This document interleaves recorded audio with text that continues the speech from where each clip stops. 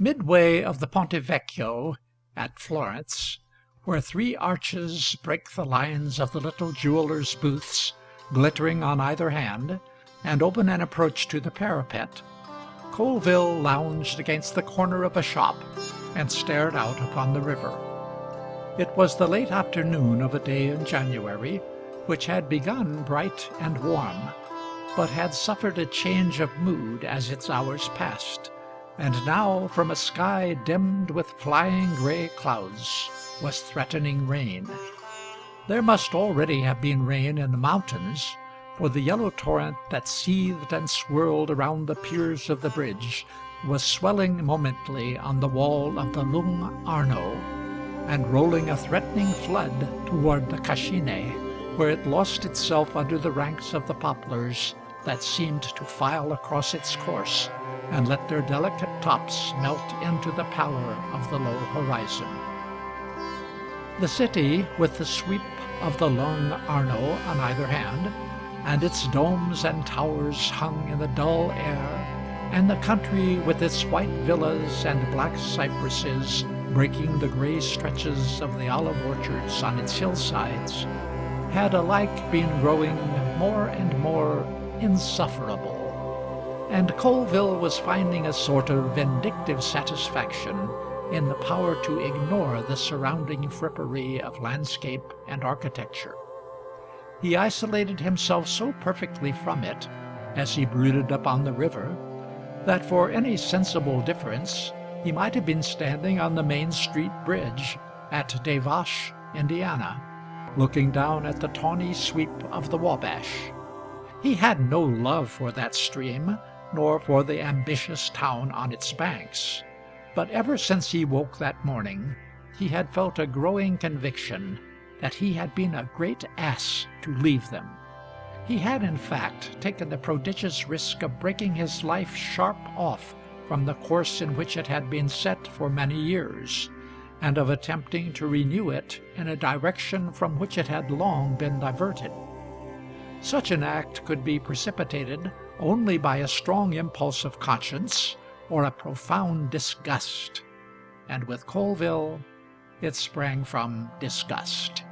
He had experienced a bitter disappointment in the city to whose prosperity he had given the energies of his best years, and in whose favor he imagined that he had triumphantly established himself.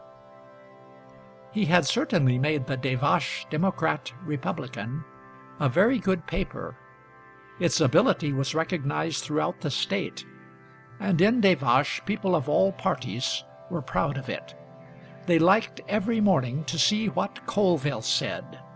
They believed that in his way he was the smartest man in the state, and they were fond of claiming that there was no such writer on any of the Indianapolis papers. They forgave some political heresies to the talent they admired. They permitted him the whim of free trade. They laughed tolerantly when he came out in favor of civil service reform, and no one had much fault to find when the Democrat-Republican bolted the nomination of a certain politician of its party for Congress. But when Colville permitted his own name to be used by the opposing party, the people arose in their might and defeated him by a tremendous majority. That was what the regular nominees said. It was a withering rebuke to treason, in the opinion of this gentleman. It was a good joke, anyway, with the Democratic managers who had taken Colville up, being all in the Republican family. Whichever it was a mortification for Colville which his pride could not brook. He stood disgraced before the community, not only as a theorist and unpractical doctrinaire, but as a dangerous man, and what was worse, he could not wholly acquit himself of a measure of bad faith. His conscience troubled him even more than his pride. Money was found, and a printer bought up with it to start a paper in opposition to the Democrat-Republican. Then Colville contemptuously offered to sell out to the Republican committee in charge of the new enterprise, and they accepted his terms. In private life he found much of the old kindness returning to him, and his successful opponent took the first opportunity of heaping coals of fire on his head in the public street, when he appeared to the outer eye to be shaking hands with Colville. During the months that he remained to close up his affairs after the sale of his paper, the Post-Democrat-Republican, the newspaper had agglutinated the titles of two of its predecessors after the fashion of American journals, was fulsome in its complimentary allusions to him. It politely invented the fiction that he was going to Europe for his health, impaired by his journalistic labors, and adventurously promised its readers that they might hope to hear from him from time to time in its columns. In some of its allusions to him, Colville detected the point of a fine irony, of which he had himself introduced the practice in the Democrat-Republican, and he experienced with a sense of personal impoverishment the curious fact that a journalist of strong characteristics leaves the tradition of himself in such degree with the journal he has created that he seems to bring very little away. He was obliged to confess in his own heart that the paper was as good as ever. The assistants who had trained themselves to write like him seemed to be writing quite as well, and his honesty would not permit him to receive the consolation offered him by the friends who told him that there was a great falling off in the Post-Democrat-Republican. Except that it was rather more stalwart in its republicanism, and had turned quite round on the question of the tariff, it was very much what it had always been. It kept the old decency of tone which he had given it, and it maintained the literary character which he was proud of. The new management must have divined that its popularity, with the women at least, was largely due to its careful selections of verse and fiction, its literary news, and its full and piquant criticisms, with their long extracts from new books. It was some time since he had personally looked after this department, and the young fellow in charge of it under him had remained with the paper. Its continued excellence, which he could not have denied if he had wished, seemed to leave him drained and feeble, and it was partly from the sense of this that he declined the overtures, well backed up with money, to establish an independent paper in Des Vaches. He felt that there was not fight enough in him for the work, even if he had not taken that strong disgust for public life which included the place and its people. He wanted to get away, to get far away, and with the abrupt and total change in his humor, he reverted to a period in his life when journalism and politics and the ambition of Congress were things undreamed of. At that period he was a very young architect, with an inclination toward the literary side of his profession, which made it seem profitable to linger, with his Ruskin in his hand, among the masterpieces of Italian Gothic, when perhaps he might have been better employed in designing red-roofed, many-veranded, consciously mullioned seaside cottages on the New England coast. He wrote a magazine paper on the zoology of the Lombardic pillars in Verona, very Ruskinian, very scornful of modern motive. He visited every part of the peninsula, but he gave the greater part of his time to North Italy, and in Venice he met the young girl whom he followed to Florence. His love did not prosper. When she went away, she left him in possession of that treasure to a man of his temperament, a broken heart. From that time his vague dreams began to lift, and to let him live in the clear light of common day. But he was still lingering at Florence, ignorant of the good which had befallen him, and cowering within himself under the sting of wounded vanity, when he received a letter from his elder brother, suggesting that he should come and see how he liked the architecture of Des Vaches. His brother had been 7 years at Des Vaches, where he had lands and a lead mine and a scheme for a railroad, and had lately added a daily newspaper to his other enterprises. He had, in fact, added 2 newspapers, for having unexpectedly and almost involuntarily become the owner of the Des Vaches Republican. The fancy of building up a great local journal seized him, and he bought the Wabash Valley Democrat, uniting them under the name of the Democrat Republican. But he had trouble almost from the first with his editors, and he naturally thought of the brother with a turn for writing who had been running to waste for the last year or two in Europe. His real purpose was to work Colville into the management of his paper, when he invited him to come out and look at the architecture of Des Vaches. Colville went, because he was at that moment in the humor to go anywhere, and because his money was running low, and he must begin work somehow. He was still romantic enough to like the notion of the place a little, because it bore the name given to it by the old French voyageurs from a herd of buffalo cows which they had seen grazing on the site of their camp there. But when he came to the place itself, he did not like it. He hated it. But he stayed, and as an architect was the last thing anyone wanted in Des Vaches, since the jail and courthouse had been built, he became, half without his willing it, a newspaper man. He learned in time to relish the humorous intimacy of the life about him, and when it was decided that he was no fool, there were doubts growing out of his Eastern accent and the work of his New York tailor at first. He found himself the object of a pleasing popularity. In due time he bought his brother out. He became very fond of newspaper life, its constant excitements and its endless variety, and 6 weeks before he sold his paper, he would have scoffed at a prophecy of his return to Europe for the resumption of any artistic purpose whatever. But here he was, lounging on the Ponte Vecchio at Florence, whither he had come with the intention of rubbing up his former studies and of perhaps getting back to put them in practice at New York ultimately. He had said to himself before coming abroad that he was in no hurry, that he should take it very easily. He had money enough for that. Yet he would keep architecture before him as an object, for he had lived long in a community where everyone was intensely occupied, and he unconsciously paid to Des Vaches the tribute of feeling that an objectless life was disgraceful to a man.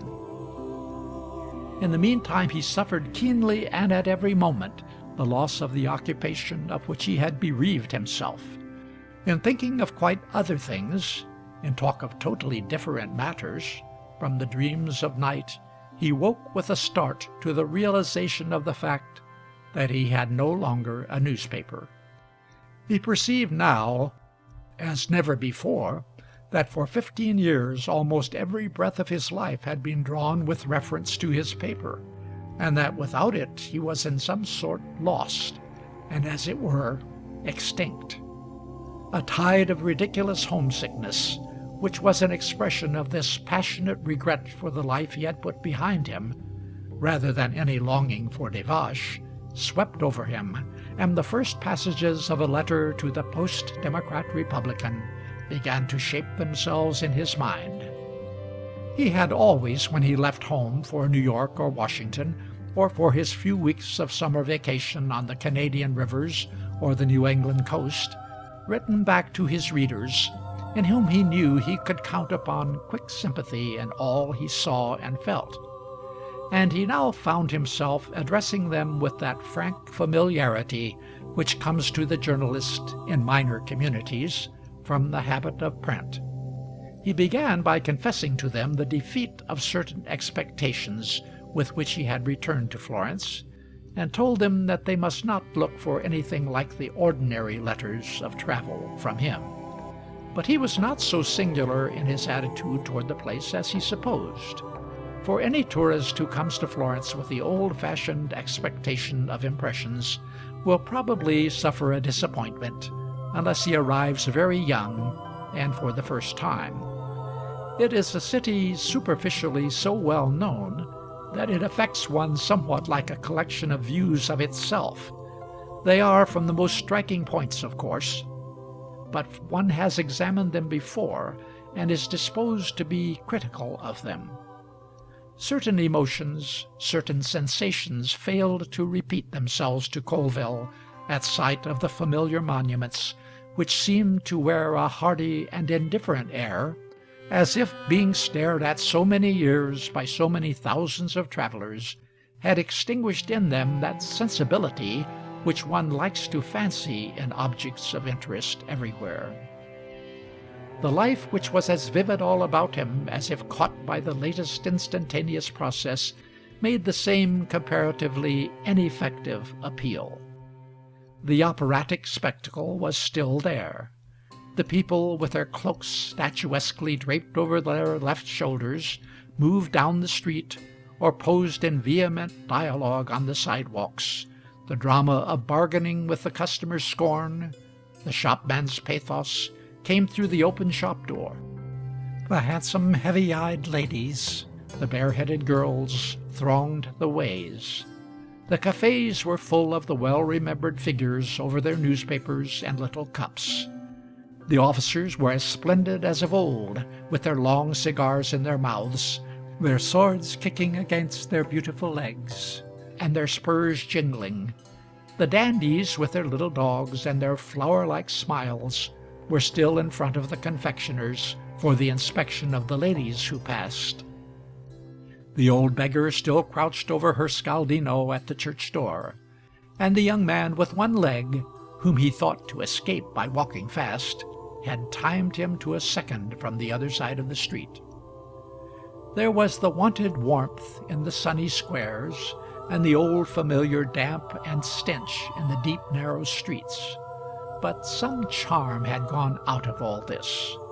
The artisans coming to the doors of their shallow booths for the light on some bit of carpentering, or cobbling or tinkering, the crowd swarming through the middle of the streets on perfect terms with the wine carts and cab horses, the ineffective grandiosity of the palaces huddled upon the crooked thoroughfares, the slight but insinuating cold of the southern winter, gathering in the shade and dispersing in the sun, and denied everywhere by the profusion of fruit and flowers, and by the greenery of gardens showing through the grated portals and over the tops of high walls, the groups of idle poor, permanently or temporarily propped against the bases of edifices with a southern exposure, the priests and monks and nuns in their gliding passage, the impassioned snapping of the cabmen's whips, the clangor of bells that at some hours inundated the city,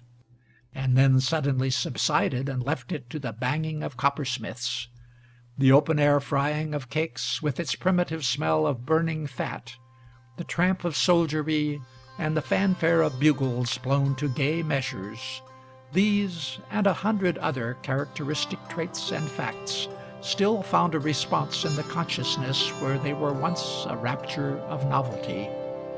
But the response was faint and thin. He could not warm over the old mood in which he once treasured them all away as of equal preciousness. Of course, there was a pleasure in recognizing some details of former experience in Florence as they recurred. Colville had been met at once by a festa when nothing could be done, and he was more than consoled by the caressing sympathy with which he was assured that his broken trunk could not be mended till the day after tomorrow. He had quite forgotten about the festas and the sympathy. That night the piazza on which he lodged seemed full of snow to the casual glance he gave it. Then he saw that it was the white Italian moonlight, which he had also forgotten. End of Chapter 1 of Indian Summer by William Dean Howells. Recording by Leonard Wilson of Springfield, Ohio.